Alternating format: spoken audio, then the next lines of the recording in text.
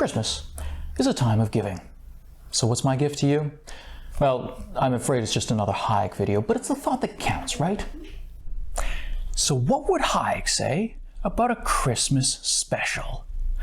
I'm Scott Nelson with the Austrian Economic Center and Hayek Institute in Vienna, Austria, and we're closing out this crazy year with a video on Christmas, the ultimate tradition.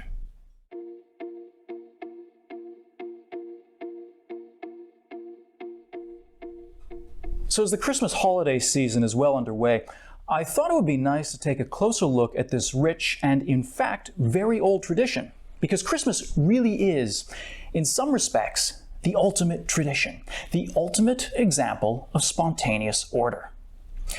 And Hayek, especially later in life, put spontaneous order and tradition at the center of his philosophy.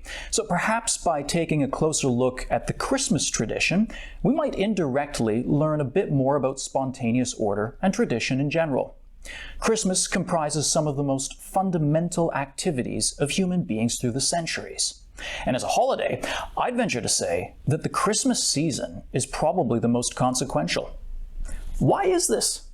What is it about Christmas that makes it so unique?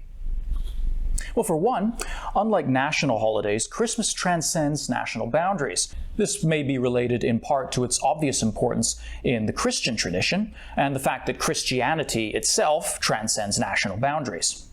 Religion, therefore, is present in Christmas. But this Christian element was acknowledged starting only in the 4th century. In fact, Christmas, Christ's Mass, is potentially rooted in an even older tradition. The winter solstice in the Northern Hemisphere, for example, was important for many cultures throughout history. Usually, on the 21st of December, it marks the shortest day and the longest night of the year. Festivals, feasts, and fire are all involved in commemorating the death of one year and the birth of a new year. It's a cycle, going round and round, sort of like a wreath. And we find wreaths already, by the way, in ancient Greece and Rome.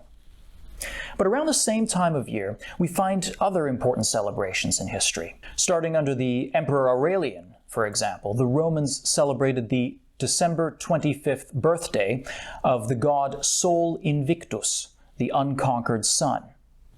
The Romans also celebrated Saturnalia around this time, a holiday centered on feasting, exchanging gifts with the usual stress in the lead up to that, and reversing the roles of master and slave. The best of days, according to the poet Catullus. Similarly, at this time of year, the Germanic people celebrated Yule, which was connected to the Norse god Odin. It was not uncommon amongst pagans in Europe to decorate their homes during the Yule season with branches from evergreen fir trees. Indeed, the evergreen was considered special because, as its name indicates, it remains green all year round. Fast forward to the early 17th century and we find German Protestants bringing fir trees into their homes to decorate around Christmas time, making another addition to the tradition that would spread across so much of the world. And perhaps this points to another reason why Christmas is so unique. It's able to absorb so many different traditions and cultural practices. Our need for merrymaking, for example, especially in December, when in the Northern Hemisphere, when it's cold and dark and dreary and depressing outside, is complemented with Christmas movies and songs, cookies, gingerbread, colorful lights, and decorations. Other traditions and practices are piled onto Christmas, sometimes for very amusing reasons. As I understand it, for example, the Advent calendar was invented in 1851 by a Munich housewife who was sick and tired of her children constantly asking her how many more days until Christmas. Sometimes, Christmas incorporates traditions that cannot be justified on any grounds whatsoever. For example, I believe it's my home country of Canada that was responsible some 20 years ago for bestowing upon the world the Christmas season custom of wearing an ugly sweater.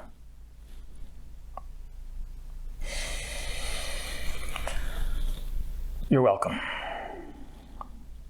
But what is it about Christmas that makes it so well suited to absorbing all these different traditions and cultural practices. It may have something to do with another key component of Christmas: generosity and the giving of gifts. Gift giving has been central to human interaction since time immemorial. Just think of the gifts of the Magi: gold, frankincense, and myrrh. Or think of the potlatch practiced by some of the indigenous peoples in North America, where tribes compete with one another in who can put on a better feast and celebration and give more gifts. The tribe was proved superior if it gave grander gifts or destroyed its own possessions. All of this proof that it didn't need them. Or just think of the Greeks and their gift of the Trojan horse. Not all gifts are good. I mean, I'm sure at one point in your life, you've all received a gift whose value, beauty, or usefulness could be considered dubious at best. In any case, gift giving is a major part of Christmas. Take the example of the 4th century St. Nicholas, renowned for his generosity. In one story, a rich and pious man turned poor is unable to provide dowries for his 3 daughters. But the man would not stoop to ask for money. And knowing this, St. Nicholas spared him the embarrassment by secretly throwing through the man's open window at night purses of gold. And I believe in another variation of the tale, the daughters hung their stockings up in the evening on the mantle of the fireplace to dry, and that's where the little bags of gold were deposited. And hence our modern tradition of, in some homes at least, hanging stockings on the mantle of the fireplace. And as for St. Nicholas, well, we might know him better today as Santa Claus, whose rotund, red, and white-bearded figure, although not invented by, was certainly popularized by Coca-Cola's marketing of him that way in the 1930s. There's something about the act of giving that makes it such a nice gesture. I mean, we give gifts for all sorts of reasons. Sometimes we expect something in return, or sometimes we want to build or strengthen a relationship. But we also sometimes give gifts just because we're thinking about the other person, and we think that person might enjoy this gift. So in other words, we sometimes just give for the sake of giving, or because we love someone else. And yet, the act of giving is a part of many celebrations, from weddings to birthdays and so on. So perhaps giving alone isn't the real reason for Christmas's malleability. Perhaps it's the simple fact that it's just such a welcoming tradition. Much like the feasting that goes along with it, where we're gathered with family in our home, and we try to put business and any other tensions behind us. And part of the reason Christmas is so welcoming is because we're not supposed to take anything seriously, especially not ourselves. Any tradition is welcome, as long as it's fun or geared towards giving or has us focusing on people other than ourselves. Okay, so where does Hayek fit into all of this then? Well, no one could have centrally planned everything that makes up Christmas.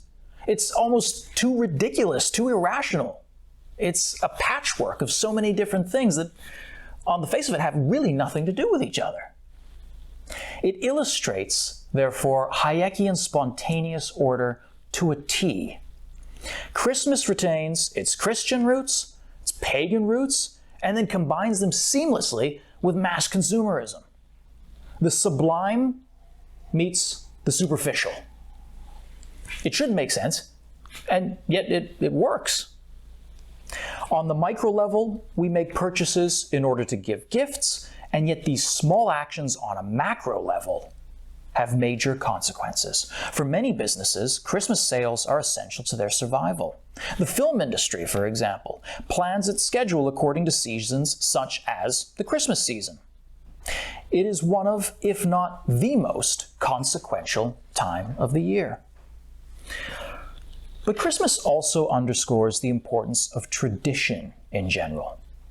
For Hayek, traditions are evaluated on their ability to succeed and to spread.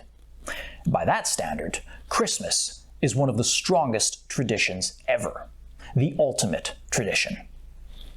And curiously, if we look more deeply into it, searching for a rational explanation of Christmas that we could then argue with others about and impose our explanation on them, we would lose something of the true Christmas spirit. Much like a joke, trying to explain it just kind of spoils it. The stories and traditions that I mentioned earlier, for example, these stories and traditions that feed into Christmas, are they valid explanations? Are they true? Does it even matter? Se non è vero, è ben trovato. Christmas is the ultimate tradition. When you start thinking too rationally about it, it just tells you to shut up and welcome you into its own home. So from all of us at the Austrian Economic Center and Hayek Institute, we want to wish you a very Merry Christmas and a Happy New Year. And that's what Hayek would say.